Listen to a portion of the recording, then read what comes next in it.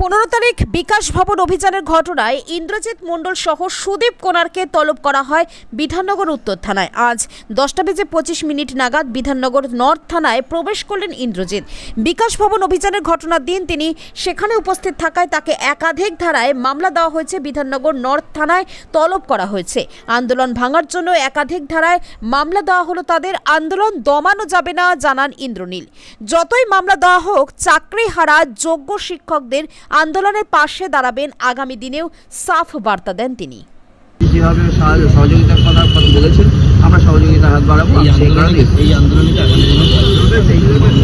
দেখুন, মনে করি যে এই আন্দোলন দীর্ঘায়িত হোক বা না হোক এদের চাকরিটা ফিরুক, কারণ আন্দোলনটা গড়ে তোলা হয়েছে এই চাকরিটা ফেরানোর লক্ষ্যকে কেন্দ্র করে। যারা সরকারি স্কুলে যাওয়ার কথা ছিল সেই নির্মম মুখগুলো আজকে ফুটপাতে রাস্তায় পড়ে বসে রয়েছে, বিকাশ ভবনের সামনে থেকে শুরু করে সর্বত্র।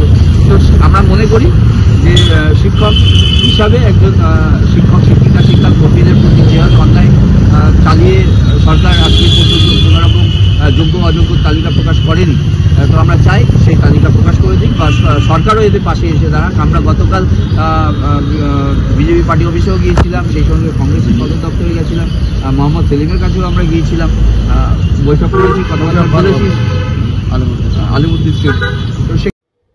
Bureau report, PB news. Sun hospital, এখানে যে কোনো রকমের চিকিৎসার বিশ্বস্ত প্রতিষ্ঠান। খুবই কম খরচে বিশ্বমানের চিকিৎসা প্রদান করে থাকে। উন্নত মানের ওয়ার্ড কেবিন, পরিষ্কার পরিচ্ছন্ন পরিবেশ দ্বারা সুসজ্জিত চিকিৎসা ব্যবস্থা রয়েছে। এছাড়া স্বাস্থ্য সাথী কাজেও পরিষেবা প্রদান করা হয়। সুতরাং আজই যোগাযোগ করুন সান হসপিটালে।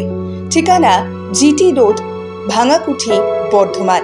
ফোন নাম্বার মনে রাখবেন 9434188262 অথবা 83730954222।